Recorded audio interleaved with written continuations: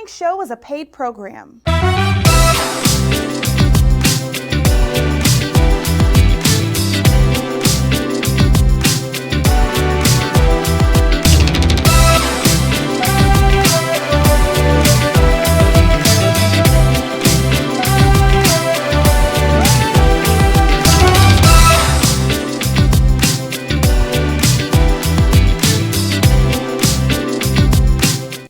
Hey guys, how you doing today? Rae Wright is in the building with us. Author, advocate, activist, speaker, and coach. Just a little bit about this lady. Let me tell you, I thought I was doing something. She endured sexual, emotional, and physical abuse as a child before becoming a victim of domestic violence as a woman. As an advocate and activist for domestic violence survivors, she motivates, encourages, and empowers others to overcome and transform their shame, trauma into self-love, healing, and happiness. Despite her trauma of abuse, depression, attempted suicide, and becoming a mother at 14 years old, Jamie's ability to excel professionally is nothing short of impressive. Hey, lady, how you doing? Awesome, Cam. I'm awesome. And grateful to be here. In awe. Thank you for finally calling me. I'm grateful. Thank you so much. Man, I started reading about everything you've been doing. Author, activist, advocate, speaker, and coach. Yes. Wow. Yes. After reading just that little snippet, why so? Well, Cam, in 2020, I thought I was moving from the Dallas-Fort Worth area to Houston to live this amazing life with this tall, dark, and handsome, fine man that happened to be an ordained minister. But on April of 23rd of 2020, that was the point that I realized, no, I didn't come here to the Houston area to be married. And I came to that realization after my husband or my partner hit me in the face and knocked my teeth loose. And as a result, I had to go to the Houston Area Women's Center and spent almost 3 months at the Houston Area Women's Center and had the absolute honor of getting a lot of therapy, right? That I now know that I deserve, not needed. And from that, I started to develop this inner self-love. And I said, you know what, Jamie, I'm not taking this loss laying down. Right. I started to realign myself with who I was and who I am now. And I started to realize, life's going to happen. Oh, my goodness, especially, Kim, when I look back over my life and the things that I've endured. I'm like, okay, Jamie, life is going to happen. But you're still standing. And there is so many people that's come before you to pave the way. You cannot take this loss laying down. You have to overcome. You have to dig deep, sister, and do what it is to push and persevere. So that's what brought me from Dallas-Fort Worth to Houston, from a victim of domestic violence, a victim of lots of trauma, right? To 14 years old, you have a child. Yes. You were a child having a child. I was a child having a child. I dropped out of school in the 6th grade, found out that I was pregnant going into my 7th grade year. And I became pregnant when I was 13, and I gave birth to my oldest daughter when I was 14. And so it's like what we were talking about before the show. I'm like, Cam, what part of my life do you want me to share, sir?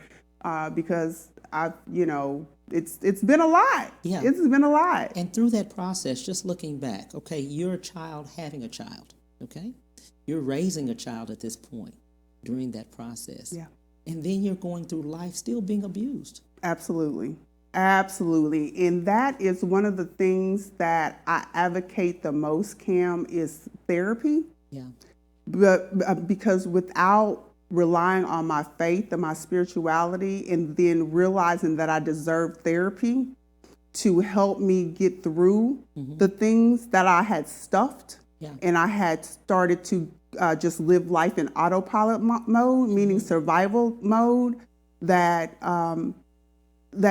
no one in my life, all the family and friends I have, and I love them to death, no one was able to, it's trained and was able to allow me to see, like, listen, little girl, you're walking around, you're maturating, you're maturing, but you're still walking around very much this broken, unhealed, hurt little girl that deserves the healing that will align yourself back, and then align your life with my favorite book, which is the Bible, that says that I should have life and have it more abundant. Because for many years, Cam, honestly, up until April of 2020, my life was very inconsistent with my belief system. Right. And what I mean by that is suicide. I still coexist with depression right now today.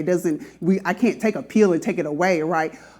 But my life and the decisions that I was making, some unconscious, not even knowing, did not align with that abundance. And it wasn't until I went to the Houston Area Women's Center and got amazing therapy from the therapist there that I realized, like, Jamie, you deserve the life that you desire. And that life, meaning the life I live now. Right. I absolutely love my life. I live in a space of ongoing healing because it's a journey and not a destiny, I realize. Right. We'll be on this path until we transition out of here.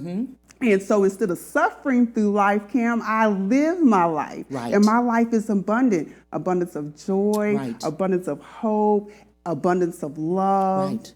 I just love it. Absolutely. Yeah. There are always, and we were just talking a little bit, there's some red flags.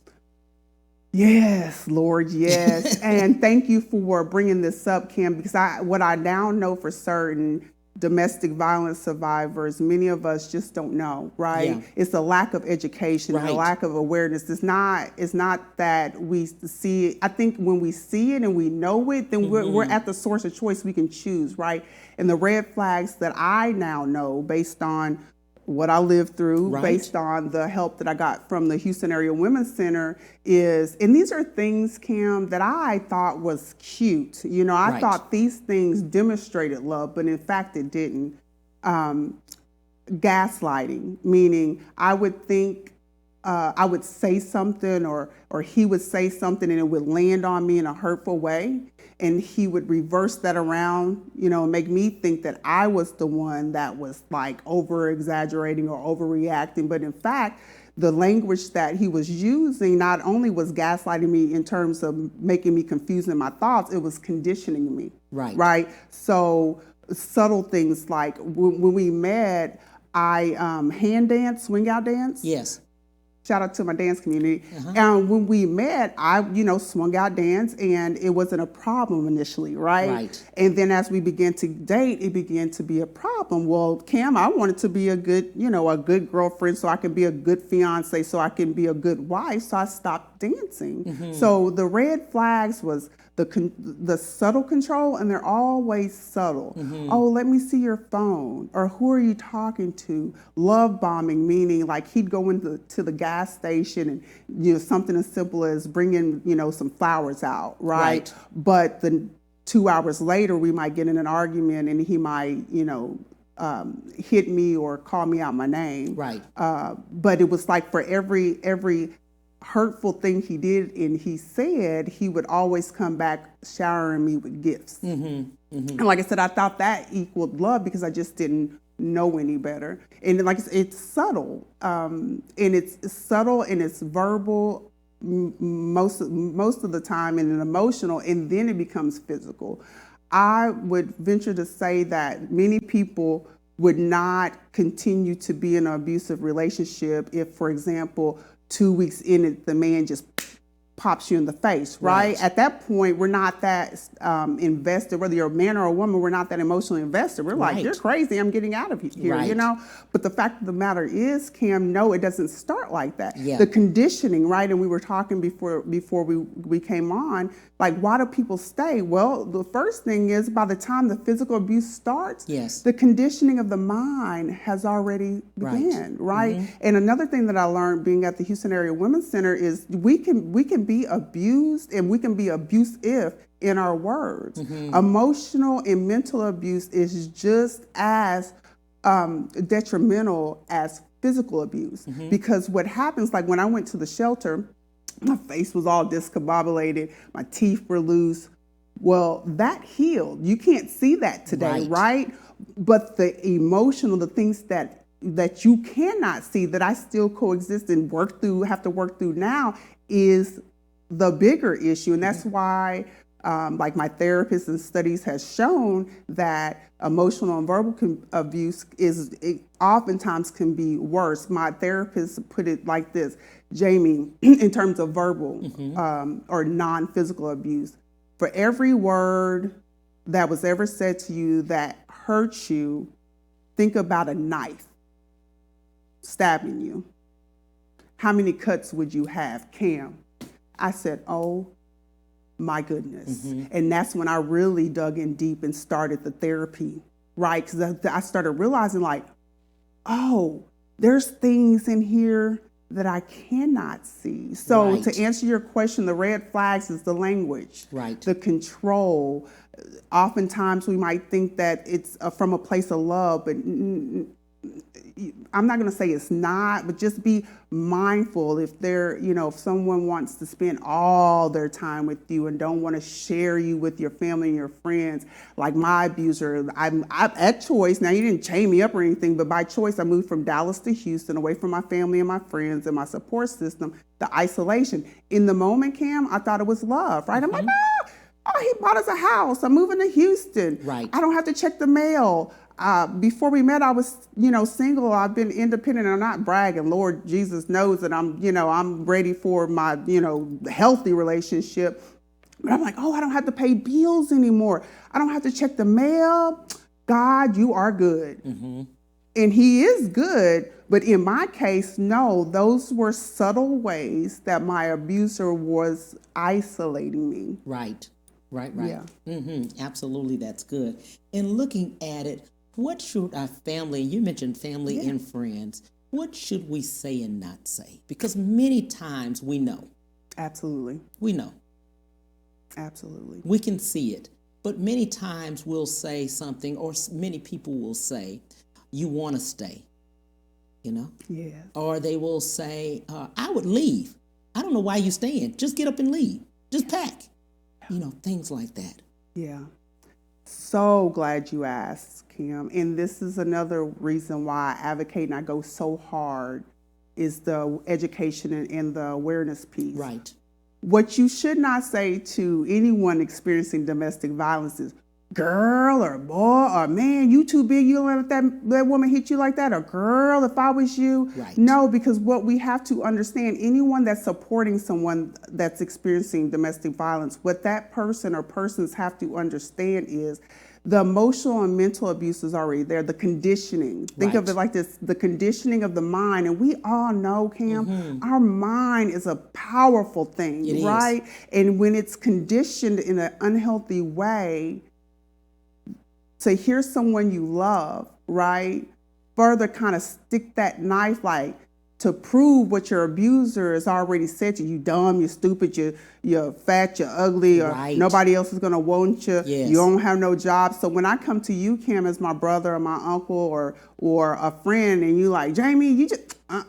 then you've just validated what my abuser is saying. So why would I go anywhere? Because you just validated that I'm dumb, stupid, can't make decent decisions, right? And so that's oftentimes in my personal experience, and even with the ladies that I had the honors of sharing the sacred space with at the shelter, that's just validating. We're not going to go anywhere, and don't add the financial piece into it. Right? So I'm going to take a licking and keep on ticking, right? And you're talking about strong, resilient people. Anyone that's experiencing abuse and can get up of a day, pull themselves together, put their makeup on, put their, shave their hair, wherever it is, show up in the world as if they just didn't get their butts kicked or their minds just tattered, is the real MVPs in my mind, right? And in my world. And so just be mindful when you're supporting someone going through abuse of what you say. What I would recommend is to encourage them to get help from a trained professional.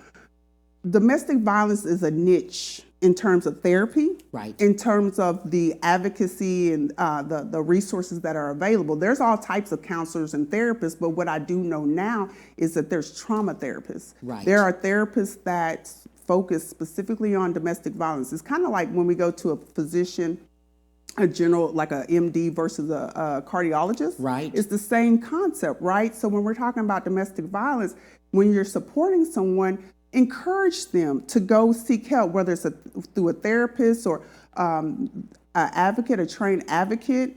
The Houston Area Women's Center has an amazing program. You don't have to necessarily go to the shelter like I did, but you can just call them just to have someone to talk to. 713-528-2121, right? So encourage them to get professional help. Right. Don't try to take it into your own hands. Even like in my family, I have a couple of counselors, like they're licensed counselors.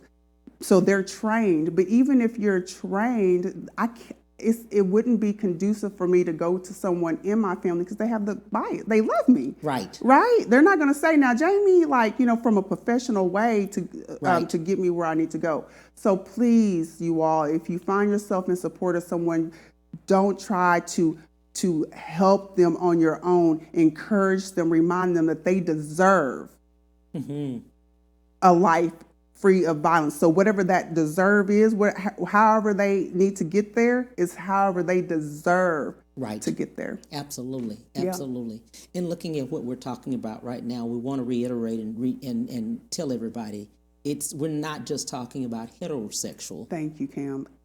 Relationships. We're also talking about same-sex relationships, and you even spoke about what we say with that. Absolutely. Let's speak. Yeah. So I am intentional, and thank you, Cam, about changing my language, right? From domestic violence to intimate partner violence. Yes. Right? So in my case, yes, it's domestic violence. So when I share my story, I might say domestic violence, but when I'm advocating, saying, hey, sis, hey, brother, these are your options, right? I'm here to empower you, not to tell you what to do. It's intimate partner. Right. Intimate partner, because it can be two women, it can be two men, it can be a woman and a man that's not married. Right. It can be teens. Yes. Right? So dating. Dating. Yes. People don't think about that. Dating. Yes, and that's where it starts, Cam. And like for me, it was the dating, and then the marriage. Because in the dating phase, I thought it was going to change, right? So with awareness and thank you for using your platform for this. With awareness and education in the dating phase, people will have the education, the awareness they need to make the best decision for them in the dating phase, and not necessarily get married and you got the legal and all of that. And if you choose to, hey, it's your choice, but at least beautiful people like you using your platform for that educational awareness piece, you're entering in from a dating to a marriage phase or 5 years, 20 years, 25 years armed with the education to make the best decisions for yourself. Absolutely. And I'm glad you mentioned that about the dating phase, because many times, and I've heard this so often from other survivors, they said that even parents would say, what did you do? Victim blaming. Good old victim blaming. Yes. What did you do? Yeah. So again, it goes back to, especially in the African American community. Yes. It goes back to, y'all, let's just encourage each other to go get the help that we deserve. Right. There is nothing wrong with therapy. If I had diabetes, Cammie, you knew it, and I had a big old, sugar, whatever, you're going to be like, Jamie, you have diabetes. Did you check your sugar? You're going to be like, hey, did you take the proper steps to make sure that your diabetes don't take you out of here? But when it comes to behavioral health and mental illness, like, you crazy or you ain't crazy, you don't need that. No. Life happens, and it's hard. It's like a man with a big old boot, Cam. It just kicks our butts sometimes, right? And oftentimes we just stuff and we go. But there are God-gifted, talented people that study the mind, have trillions of dollars worth of student loans. Their life purpose is to help us through this trauma, and this hurt. why not go to them? We deserve that, right? We deserve that. So no, don't victim blame. If nothing, especially if you're in the Houston area. 713-528-2121 is the Houston Area Women's Center. Say, hey, call an advocate, the 1-800 National Domestic Violence Hotline. There are trained advocates. Don't try to take it into your own hands, because you have to remember that person is already conditioned. Mm-hmm. And what we say to them will validate what their abusers is already telling them. Absolutely. And don't add the little people, the babies, the children in it. Yeah, absolutely. Let's do this. We'll take a break and we'll be right back with the Cam Hill Show. We'll be right back to the Cam Hill Show after these messages.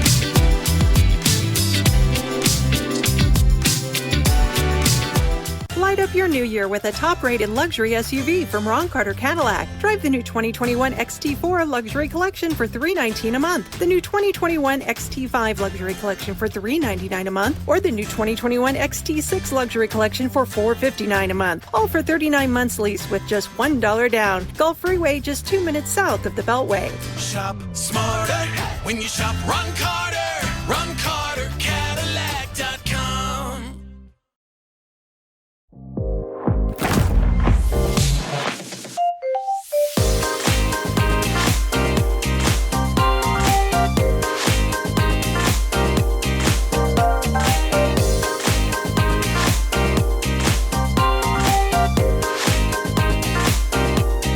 Amazing things for you.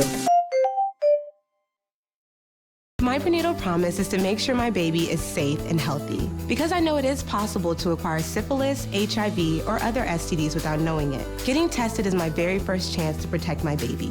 Doctors are required to give expectant mothers 3 separate tests for syphilis. If you're pregnant, ask your doctor if you're being tested properly for syphilis and other STDs. Congenital syphilis can lead to a miscarriage, stillbirth, or an infant death. Don't risk your baby's health. To find out more, visit myprenatalpromise.com.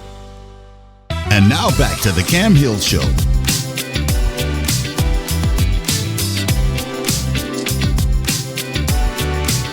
Hey family, we are back. We're talking to Rae Wright. Hey lady, we were just picking up and we were just talking about a lot of things, red flags. We were talking about earlier about what people should and should not say as family and friends. Going on looking at a thing with the government and state. We know if someone is called, the police are called, they come out to the actual location. They determine as they're looking, what should we do with the victim, if that person is a victim as they see it out of their eyes. That's good, Kim. Right? Oh, yeah. And then the attacker, because I've heard so many times, the victim many times is the attacker in the police's mind because of the way it looks. Oh yeah, absolutely. Oh wow, I can come on your show and talk about that. You know, that's so what I would have to say about that, and what I'm studying myself, is the power of transformative justice, restorative justice, and the study of epigenetics coming out of Tulane University. Mm-hmm. And what I mean by those three, and I'll start with epigenetics first, Cam, is the gist of epigenetics is a study that Tulane University has done that shows scientific proof of how trauma can literally change our DNA. Transformative and restorative justice, in a nutshell, is like, hey, we put some of the responsibility in everything that I talk about is domestic violence related. However, you can apply it to any type of violence, gun violence or whatever.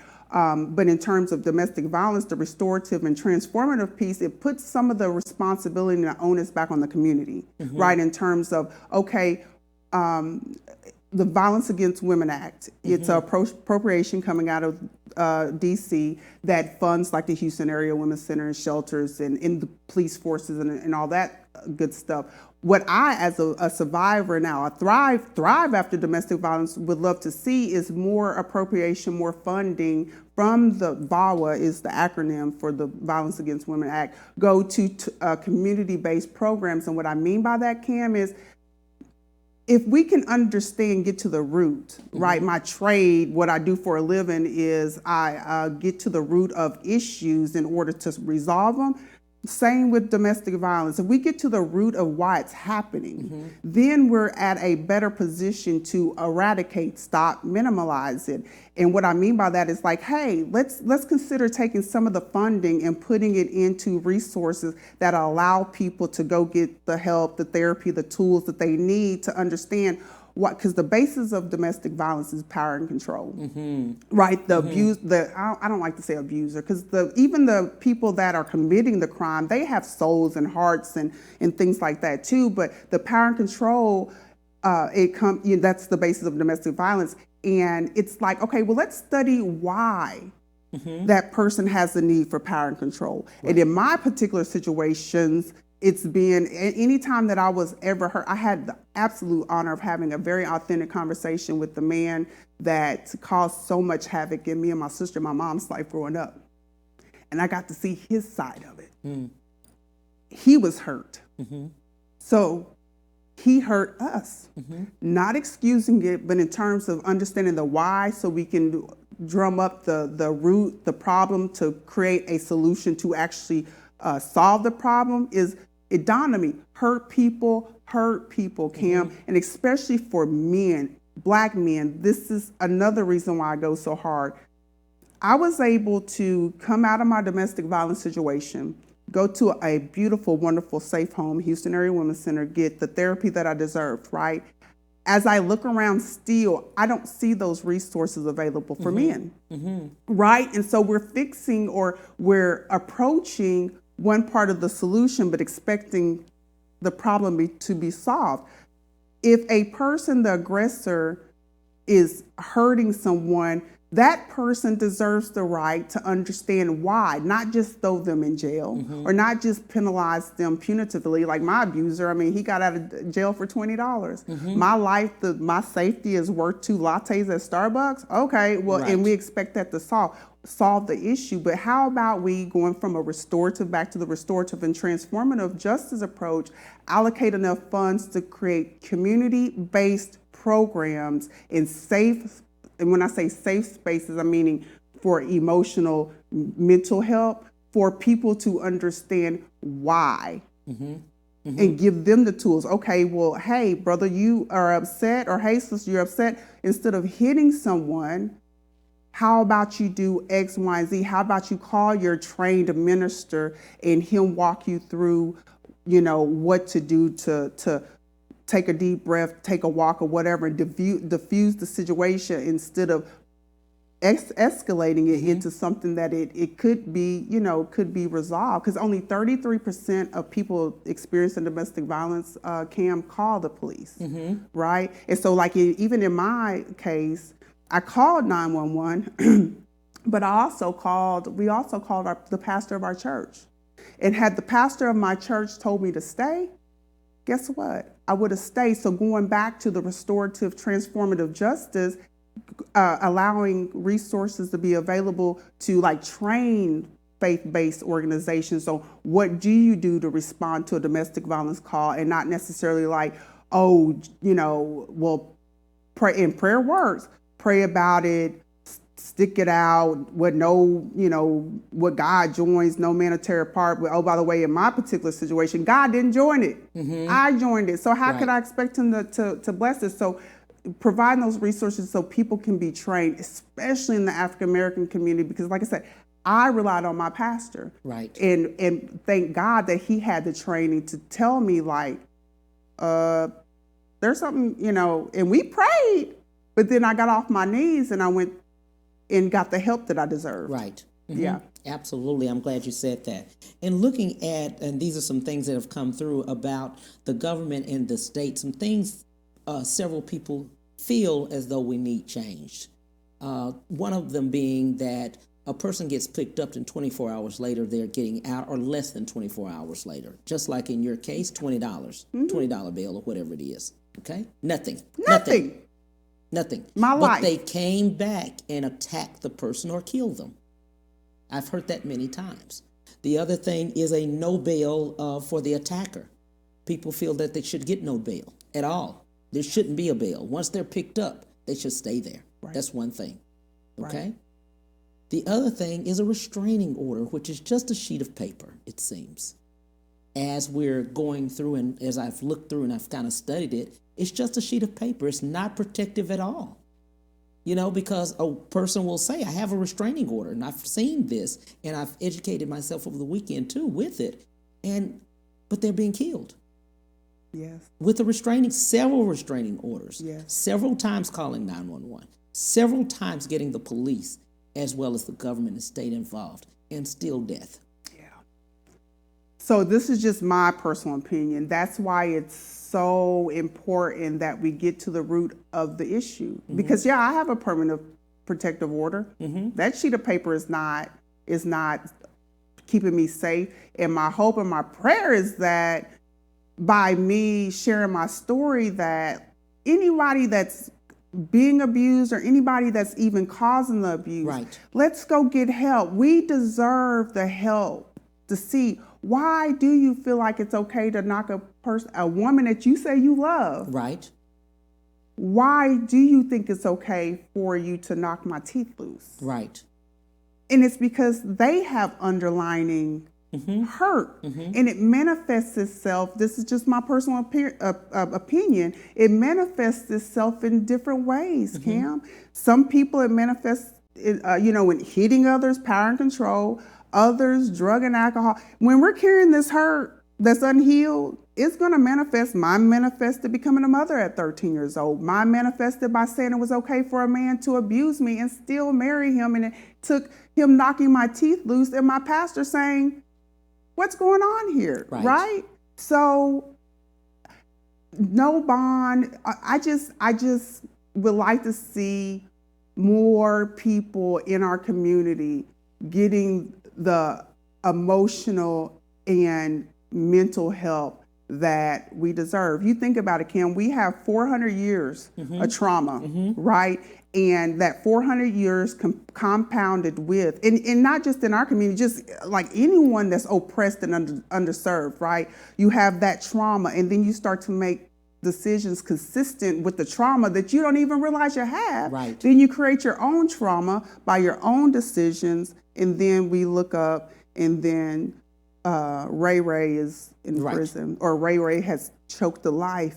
Right. Absolutely. Out of a young lady, and he don't even understand why he choked the life. Now you have little people, now you have children that are left without parents because Ray's gone to prison. Right. And the mother is unfortunately passed away, when the possibility could have been that if Ray would have gotten the help that he deserved to understand, he was 7 years old potentially and seen his mom get beat up and couldn't do anything to save her. So he feels less than a man as he's growing up. Then if Ray was given the space to get that understanding, maybe he wouldn't have choked the life out of that young lady. Yeah, I know. It's a tough thing. You are an author. Upcoming author, yes, sir. Yes, you sir. You have a few books. Yes. Finding Purpose Through Pain being one. Yes. And the other one, The Power of Overcoming Shame and Learning to Love Yourself Again. And our topic is overcoming whatever it might be. Whatever, Cam. Whatever. Because life is going to happen. It is. It just is, right? It's going to happen. It's how we choose to respond to it makes all the difference. And I want to share this. This is like, oftentimes people say, Jamie, how did you become a mother at 13? You have a master's degree and all these accolades in your career field and all of that good stuff. And what I now realize is these three things I would like to leave with your audience. My pastor said 3 words to me that changed my life for the rest of my life. Dr. Ronald Eagleton. He said, make the decision. Right? Make the decision. I don't care what the decision is. Transitioning out of a domestic violence situation, changing jobs, whatever it is, because the reality is, like Les Brown, motivational speaker, says, we only have one life to live. This is not a dress rehearsal. Right? So when we make the decision to live the life that we deserve to live, it is so powerful. So Make the decision. Become clear. Oftentimes what I now know is I didn't get what I wanted because sometimes I didn't know what I wanted, right? But what I realized, I know what I didn't want. So it was very important for me to become clear in what I want, right? I did not want to stay on welfare in the projects in Muskogee, Oklahoma, getting $238 a month in welfare, $400 a month in food stamp. That's not the life that I desire. So I pushed and got my master's and all this other stuff. So it's like, make the decision, become clear in what it is that you want your life to look like. Not what anybody else, what you want your life to look like. And then after you've made the decision, become clear, you execute the steps consistently, whatever those steps are. But you got to execute them, and you have to be consistent. And that's like literally, that's how Cam, like all that, that I've gone through in life, those 3 principles have carried and continue. I'm sitting here on your show right now because it carries me. Make the decision, become clear, execute with consistency. And I promise you, you'll start to see the life that you deserve. It's powerful. And let's go back. We didn't say that. I'm glad you brought it up. Let's go back and talk about the education you have now. Oh. Let's do the list. Let's let people see who you are and that people are looking right now. And some are saying, you know what, Jamie? You know what, Cameron? I have a dream too. But they still have the opportunity to do it. Yeah. So you are a mom, 14 years old. Yeah. Going through life. Let's talk about it. You said you dropped out the 7th grade. Yeah. Let's go from there because people still thinking, oh, she dropped out the 7th grade. She's still going along. Okay, she married this guy, 2020. There was a gap. No, like let's talk about that. I was like, you want me to fill in the gaps? You got to fill in the gaps. You can't leave people hanging on. Right. So the first thing I would say, Cam, can you do this with me? Take a deep breath from like right here. When we do that, that means 2 things. There's somebody still waiting for us, and our purpose is not fulfilled. Yeah. So we got to push, right? So filling in the gaps. Yeah. So so childhood just sucked. It just was just not good at all. And I made decisions consistent with seeing my mom abused, being molested myself, and all of that good stuff, and became pregnant when I was 13. Dropped out of school. I stopped really going to school in 6th grade, but I completely dropped out in the 7th grade. Had my daughter in June of 1994 when I was 14, and moved from one town to the next. I got with a cousin. It was like I moved in with a cousin because my grandmother, oh my gosh, Cam, my why is my grandmother. My grandmother's like, you're not going to be the first. You're not the first 14-year-old. You're not going to be the last. But what we're going to do is I'm going to teach you how to raise this baby, and you will raise her. So she taught me how to breastfeed her, change her diaper, and all that good stuff. So I moved out of the house with my grandmother, in with my cousin, and my cousin said, you're going to do something. So in the 9th grade, I was able to take a test because they had a teen pregnancy program at the high school, right? Now, mind you, this is how I know that I am absolutely kissed by grace. I was supposed to go to the 7th. I didn't go to the 8th grade at all, right? And so I told my cousin, I said, I went to the junior high. Now, by this time, my daughter was about 9 months old. I'm like, I'm not going to this school. It smells like crayon, the junior high school. I'm not going here. And in my mind at that point, Cam, I'm like, I'm not going to school at all because I am not going to school. And at this point, I'm still, my body is still reforming itself from being pregnant. And so they said, okay, we're creating this teenage pregnancy program at the high school. You take this test, you can go to the 9th grade. Took the test, went to the ninth grade, went to the VOTEC when I was in my 11th and 12th grade year, graduated high school, got married, had my second beautiful daughter. She's now 20, about to be 21. And I looked at them, Cam, and I said, I can't just play life small, right? And I looked at my grandmother, and I looked around, and I just started going. I went, this is what encouraged me to start working on my bachelor's degree. I worked at a bank, and because I did VOTEC and I did the typing class in VOTEC, And because of that, I was able to get a job at the bank when I graduated high school. And I went to apply for a job at the front of the bank, and they told me I was better suited in the back. Mm-hmm. I said, okay. And the person that they hired for the job had an accounting degree. I knew about education. My grandpa, my grandmother would always say these two things: buy land because man can't make more land, and get a good education and a good state job, whatever. So I'm like, well, if he has an accounting degree, I'm going to go back. So I said, no, I'm not better suited for the back. No, ma'am, no, sir. So I went back to school, got my accounting degree, and I moved on, got my master's degree, almost 20 years in the government, kissed by God, I'm a certified fraud examiner. I don't want to bore your audience with all that stuff. Right. However, I will say, yes, I went from $238 a month in food in welfare, $400 a month in food stamps. Yeah, absolutely. And I'm here. And I love where I live. Absolutely love where I live here in Houston, Cam. I love my life. Okay. I love my life. We'll take a break and we'll be right back with the Cam Hill Show. We'll be right back to the Cam Hill Show after these messages.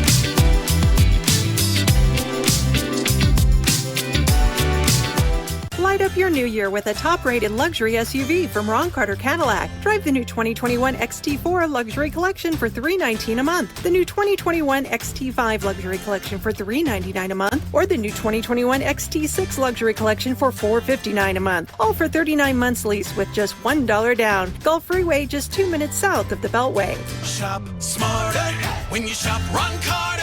RonCarterCadillac.com.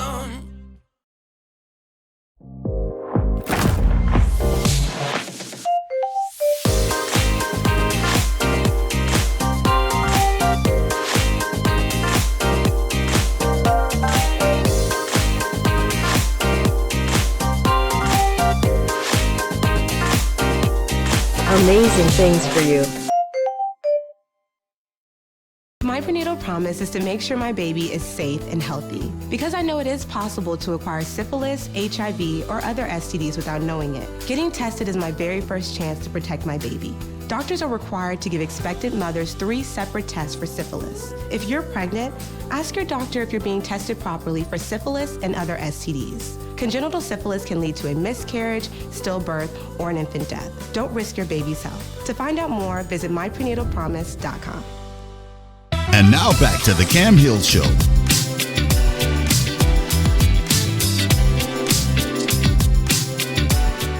Hey family, we are back with Miss Jamie Rae Wright. Jamie, we were just talking about the fact that about just filling in the gaps. Yeah. People wanted to know, hey, did she just stop off 7th grade? No, you went on your way, and that was good. I love that. I love the fact of what you did. The other thing, what I love about what you've been doing and what you're getting ready to do along the way, you have dedicated your life to being an advocate and an activist along the way. Yes, Kim. And many people don't know this because it just happened. And I want to say everything that I've said today, it has nothing to do with my professional career, right. And it has nothing to do with what I'm about to say now. I am representing Jamie Rae Wright. Right. That is so country, but that's me. Jamie Rae Wright. I'm representing myself. So, yes, I am now as a part of the board of directors for the Houston Area Women's Center. Yes. I'm still like, I know. Is that Jamie Rae Wright? Grateful. Yeah. Humbled. Yeah.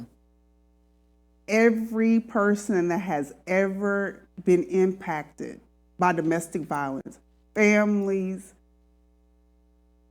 victims, survivors, even the abusers, I'm going hard. Yeah. I'm going hard for us. I shared on Fox 26 News that I will be the voice until they can find their voice. Yes. Right? So yeah, I'm excited I'm just so grateful. I'm humbled. I'm just like, whoa, I'm grateful that they are giving me the opportunity to have a seat at the table. Right. As not only a victim of domestic violence, but a client of the Houston Area Women's Center. So I'm just like, yes. So yeah. Absolutely, absolutely. I'm so glad I'm like a about 16-year-old giddy girl, like, yeah. So, yeah, and it goes back to making the decision, Cam. Like, little old me, I was 14 years old. Yeah. The statistics say I should not be here. Right. Absolutely. On at least 3 different fronts, I should not be here. Right. And if this little old girl from Northeast Oklahoma can do it. Yeah, absolutely. 14 years old. Yes. And then years later, everything you've done, just making the decision of doing it, Just making the decision, right. Cam. And then asking, what else can I do? Oh, yeah. Because so many times, so many of us, what do? Yes, we are victims of things. Yes, we do that, but we're silent and we stay in just our little group and we just don't do. And the sad thing about that is my mom, I buried her 20 years ago. So I've lived almost as long without my mom as I did with her. She was 47 years old. Right. She lost her battle with cancer. And to look back and see how much life she still had to live. Right. She's gone. Mm-hmm. Gone. Right. So why, when we have the choice, if we can make the decision to live a life full of joy, whatever that life looks Right. like, why wouldn't we choose that? Why wouldn't we align ourselves with whatever it is Right. that we need to, whoever it is, from a healthy space, so that we can rock this thing called life out? And oh, by the way, when we start our healing journey, it's our due diligence, it's our duty, Cam, to reach back. Because you think about it, had the people that came before us, like you said, said in their little, it said, oh, that's not my problem, or woe is me. Right. My saying is we are victimized, right? Yes. Many of us in many ways, but we don't have to be victims, right? So if the people that paved the way for us, if they would have taken that victim mentality, Yes. where would we be? Right. I mean, where would we just would I can't even wrap my head around it, right? Absolutely. And I'm not saying, because I get down, but I don't stay down. Right. I allow myself just a little bit, and I'm surrounded by my church, my church family, my spiritual family, and my family is by God's grace amazing too. And I also have a set of friends that are not blood that will hold me accountable. That's not what you said that you wanted your life to look like. What you're doing right there, Jamie, does not align with what it is that you said that you wanted for your life. My spiritual mentor and mom, Cam, oh my goodness, she has this awesome way of saying, well, Jamie, shout out to your sister, well, let's see what the word says about that. And she doesn't condemn me, because I'm on this walk. I have to pick up my cross every single day. I'm glad but you said that. I pick it up. Every day. Every day. Sometimes I have to. That sometimes it's minute by minute. We got to pick it up, because it just goes back to when I made the decision that I wanted my life to look like X. Then I execute, and I have people around me that will hold me accountable from a place of love that says, hold on, Jamie, that doesn't align with what it is that you wanted your life to be. Right. Right. Yes, sir. Right. And just doing that, just by you saying that and reiterating that on a daily basis, we're human. We're human. That flesh. We're human. Yeah, yes. We're human. And we're human beings in a situation where many times, as you are an advocate and an activist or so, you're getting beat up by both sides. Oh, man, Cam. Yes. Yeah, you're beat up by both sides. And in doing so, but you're still walking. Yeah. Because I know that I have people that paved the way. Yeah. Yeah. And I cannot, going from where I come from to where I am now, I don't have the right to say, oh, they don't like me, I'm going to sit down and shut up and play my life small. I don't have that right, Cam. Yeah. I just do not. And I do have 2 beautiful daughters. So one day I will probably have grandchildren, right? I refuse to check out of this thing called life, and I did my very best to try to make the world a better place. Wow. And I can't do that being a victim. Right. I just can't. So yes, it's flesh, and sometimes, and I coexist with depression. Sometimes I get down. Right. I have a therapist that I go to right now today that I deserve. Just like I got her on speed dial. Everything that I need to do to make sure that, again, my life aligns with what I want it to be, and that I will not allow the things that I've been through to cause me to be like, woe is me, Jamie, I'm a victim. I didn't have this growing up. I was talking to some girlfriends in Dallas when we went through the storm, and one of them was like, oh, you don't have water and lights, Jamie? And I was like, no. And they were like, one of them was like, oh man. I was like, I grew up like this. Sometimes we come home with no water. Sometimes we come home, you know what? I mean, you seriously can, right? So yeah, I didn't have, my sister didn't have. We'd go to school, dirty clothes and mismatched socks, and going to school to eat, because when we were with my mom, sometimes we didn't have anything to eat. I mean, when we were with my grandmother, everything was fine, but when we were with my mom, it was just tough. Right. Yeah. So what? Yes. Right? We gotta push. Yeah. We gotta push forward. We gotta push forward. How can people look into that camera? First of all, leaving your last words, and also how to get in touch with you. Right. My last words for you all would be definitely this. If I can do it, you could do it too. If you have a piece of paper, your notes in your phone, write these 3 things down. Make the decision. Become clear in what it is that you want your life to look like. And after you've become clear, execute the steps that you need to take on a consistent basis. You have to be consistent. You can reach me on my website, JamieRWright.com, and that's Jamie, Jamie. Okay, guys? I'm on Instagram. Follow me on Instagram, y'all, please. Jamie R. Wright Speaker. I'm on Facebook, Jamie R. Wright. It's been an absolute. If I can do it, you can do it too. Don't forget that, okay? Absolutely. Your books. Coming soon, yes. Coming soon. I'm working at it. And you know what? I plan to have a journal. Right. A 5 essential steps to healing journal out in the next month. So that'll probably come out quicker, right? So I'm juggling my career, my advocacy work, coaching, and everything. So please be on the lookout for when my books are published. I will definitely announce them beforehand on my social media and on my website. So stay tuned. And I try to post something motivational at least once a week. So please, like I said, follow me so you'll know when my books are being released. And if you need a dose of hope, come on in. Come on in. Absolutely. Speakers tour? A tour? Yes. So, yeah. I am always available to speak from a overcoming perspective. I will share my domestic violence story from, like we shared today, red flags, but in terms of reliving it and that victim. But if anyone would like me to come speak for them, with them, to them, especially in the faith-based community, please reach out. I would be absolutely honored to do that, because yes, I am scheduling. Yes. All throughout 2021. Absolutely. So 2021, we're here. We just came through our winter storm here. We got down to 9 or 10 degrees or something. That's crazy. It's crazy. So we did, we got to live our lives. Listen, we have to live our lives now. We do. We have to live our lives now. So we're leaving that. I appreciate you so much. Cam, I'm honored. Can you believe we're out of time? I appreciate that.